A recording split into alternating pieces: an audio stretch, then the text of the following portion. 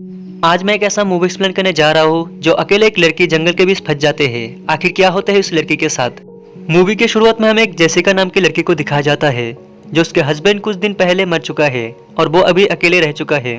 Jessica का इस शहर में अपना कोई नहीं है, इसलिए वो डिसाइड करता है कि शहर छोड़कर वो कहीं चला जाएगा। उसका कोई बच्चा भी नहीं हुआ है, उसका पेरेंट्स भी है लेकिन वो अलग से शहर में रहता है, इसलिए वो डिसाइड करता है कि वो कहीं और चला जाएगा। वो रोज सुबह उठकर सामान पैक करके अपने कार में उठाते हैं।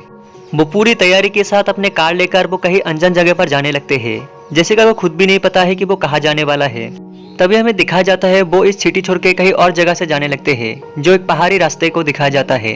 वो रेडियो ऑन करके कार चलाकर कहीं जाने लगते हैं ताकि वो डिप्रेशन से बाहर निकल सके।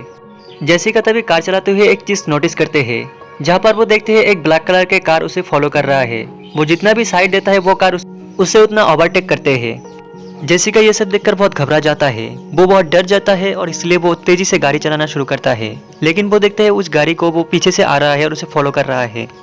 तभी वो अपना कार लेकर दूसरा रास्ता से जाने लगते हैं और तभी वो कार पीछा करना छोड़ देते हैं। फिर रात को जेसिका को दिखाया जाता है वो पेट्रोल पंप पर आया है और यहाँ पर आकर फोन से बात करना शुरू करते हैं। तभी दिखाया जाता है वो बात करते हुए नोटिस करता है कि वो ब्लैक कलर के कार फिर यहाँ पर आ रहा है और तभी वो देखते हैं कि वो ब्लैक कलर के कार यहाँ से चला जाता है। फिर हमें दिखाया जाता है जेसिका इस पेट्रोल पंप छोड़कर कहीं एक होटल पर जाते हैं जहाँ पर वो आज रात वहाँ पर रहेगा। जेसिका डिसाइड करता है कि वो रात को ड्राइव नहीं करेगा, इसलिए वो होटल पर ही रहता है। जेसिका रात को भी सो नहीं पाता है। वो अपने टैबलेट फोन लेकर पुराने तस्वीर देखने लगते हैं जहाँ पर अपने हस्बैंड और उसकी तस्वीर है। जेसिका ये सब देखकर डिप्रेशन में चले जाते हैं और वो बहुत इमोशनल हो जाते हैं और रोने लगते हैं। जेसिका को नींद नहीं आ रहा था और वो सोच रहा था कि वो कार उसे क्यों फॉलो कर रहा था। जेसिका ये सभी सोच रहा था। तभी वो खिड़की से देखते हैं वो कार फिर यहाँ पर आया है। तब जेसिका का ऐसे ही रात बीत जाता है। जेसिका तभी सुबह उठकर वो अपने मंजिल तक पहुँचने के लिए कार पर बैठ जाते हैं। जेसिका तभी अपने चाबी ढूंढकर जब चाबी मिलता है तभी वो अपने कार स्टार्ट करने वाले हैं और तभी एक बुढ़ा आदमी जेसिका के कार के सामने आकर खिड़की खोलने के लिए कहता है। तभी जेसिका खिड़की खोल देते हैं। तब वो बुढ़ा आदमी जेसिका से सीधा आकर माफी मांगने लगते हैं। तब जेसिका कुछ समझ नहीं आ रहा था। तभी वो कहता है कि कल रात जो आपके कार फॉलो किया था वो मैं ही था। दरअसल मैं अपना फोन चेक कर रहा था और मुझे पता नहीं चला था कि मेरे कार कहाँ से जा रहा है। वो आदमी तभी जेसिका से बार बार माफी मांगने लगते हैं। जेसिका को कुछ समझ नहीं आ रहा था कि कोई फोन चेक करते हुए इतना समय लग सकता है। तब जेसिका कहता है कि मैं बहुत डर गया था। तब जेसिका अपने कार स्टार्ट करके यहाँ से चला जाता है। वो गूगल मैप चेक करते हैं और देखते हैं कि चारों ओर जंगल और पहाड़ी इलाका है। वो बहुत दूर आ जाते हैं। तभी वो रोड के सामने देखते हैं कि वो ब्लैक कलर की कार खड़े है जो कि वो बुढ़ा आदमी कार ठीक कर रहा था। इस बार जेसिका ये सब देखकर बहुत डर जाते हैं। जेसिका को उस आदमी पर शक होते हैं और वो आदमी यहाँ पर आकर कहता है कि मेरा गाड़ी खराब हो चुका है और इसलिए तुम्हें मदद करना होगा। जेसिका उस बुढ़ा आदमी को समझाकर कहता है कि मुझे बहुत इमरजेंसी है और मैं आगे जाकर किसी को भेज दूंगा जो आपको मदद करेगा। जेसिका को वो आदमी बाहर निकलने के लिए कहता है और जेसिका इस आदमी का इरादा समझ जाता है और वो यहाँ से कार स्टार्ट करके चला जाता है। जेसिका कुछ समझ नहीं आ रहा था कि आदमी आखिर क्या चाहता है। तभी रात के समय वो एक जगह पर रुककर स्मोक करते हैं और साथ ही उसके मॉम फोन करते हैं। तभी वो अपने मॉम से बात कर रहा था। दरअसल जेसिका खुद डिसाइड करके यहाँ पर आया है, वो अपने मॉम को भी नहीं बताया है। उसके मॉम उसे समझा कर कहता है कि तुम हमारे पास आओ, देखना सब कुछ ठीक हो जाएगा। तभी वो देखते हैं वो कार फिर यहाँ पर आया है और वो ये सब देखकर तभी वो अपने कार के पास जाकर वो कार के अंदर बैठ जाते हैं। तभी वो बुढ़ा आदमी अपने कार से बाहर निकलकर जेसिका के पास आ रहा था। जेसिका तभी चाबी ढूंढकर किसी तरह से कार स्टार्ट कर देते हैं। जेसिका को कुछ समझ नहीं आ रहा था कि आदमी उसे बार बार क्यों फॉलो कर रहा है। दरअसल जेसिका ने आज प्लान बनाया था कि वो कार ड्राइव नहीं करेगा। जेसिका डर जाने की वजह से वो अपने कार तेजी से चलाना शुरू करता है। जेसिका तभी देखते हैं कि वो कार अभी भी उसके पीछा कर रहा है और उसके पास कोई ऑप्शन नहीं रहता, इसलिए वो हेल्पलाइन नंबर पर कॉल लगाते हैं और मदद मांगने लगते हैं। जेसिका कहता है कि मुझे एक अनजान आदमी मुझे फॉलो कर रहा है, मुझे पता नहीं कि वो क्यों फॉलो कर रहा है। हेल्पलाइन से जेसिका से लोकेशन मांगते हैं, लेकिन इतने रात को जेसिका कैसे लोकेशन बता सकता है कि इस टाइम पर वो कहाँ पर है। वो गाड़ी तेजी से चलाने की वजह से उसका गाड़ी का टायर पंक्चर हो जाता है, इसलिए उसके गाड़ी सीधा जंगल के बीच जाकर रुक जाता है। इस एक्सीडेंट होने की वजह से जेसिका बहुत घबरा जाता है, लेकिन उसे कुछ नहीं होता है। वो गाड़ी से बाहर निकल कर आते हैं। जेसिका तभी देखता है कि उसके गाड़ी का टायर पंक्चर हो चुका है, लेकिन डर तो इस बात का है जब वो देखते हैं कि वो आदमी यहाँ पर आ रहा है।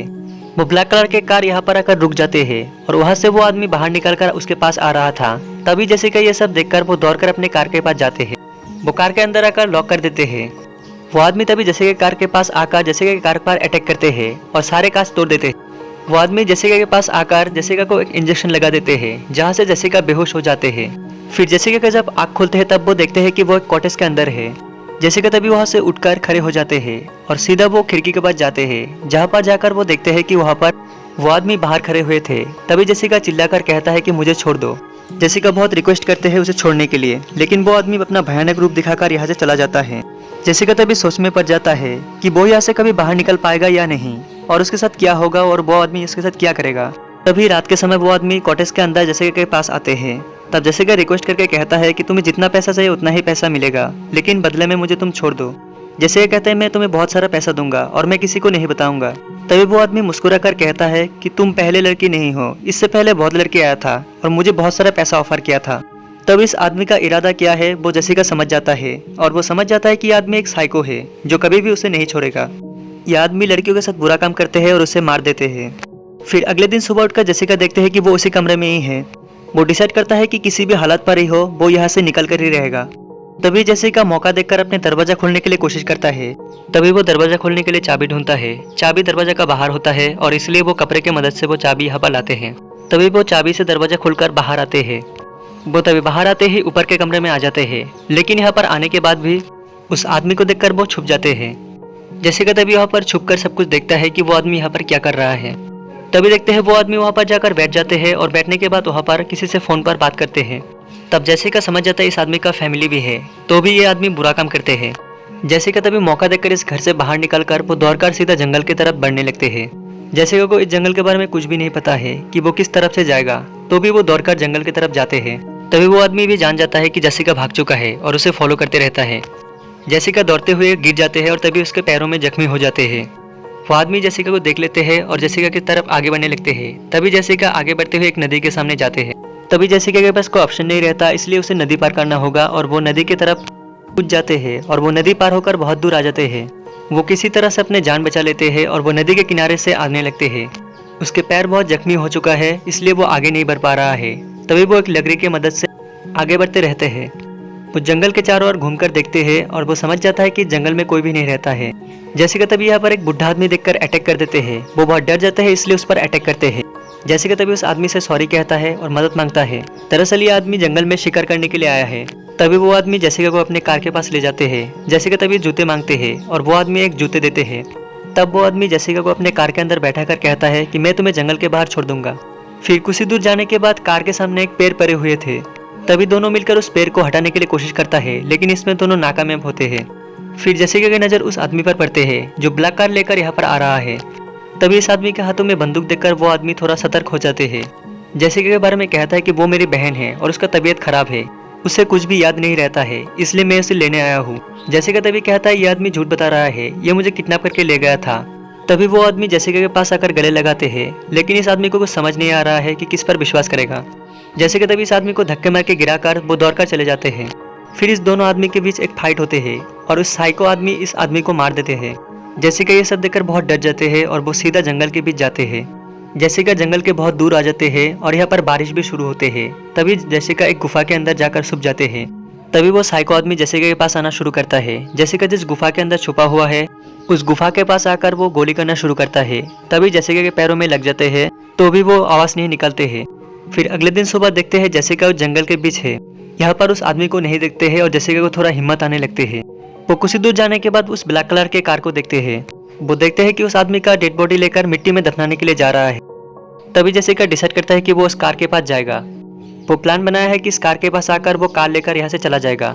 वो कार के अंदर आकर चाबी ढूंढना शुरू करता है, लेकिन चाबी कहीं नहीं मिलता है। तभी देखता है कि वो आदमी यहाँ पर आ रहा है और वो उस आदमी का फोन लेकर गाड़ी के पीछे छुप जाते हैं। तभी वो आदमी गाड़ी के अंदर आकर गाड़ी स्टार्ट करके कहीं जाने लगते हैं। जेसिका तभी उस आदमी का फोन लेकर 911 नंबर पर कॉल करते हैं हेल्प मांगने के लिए।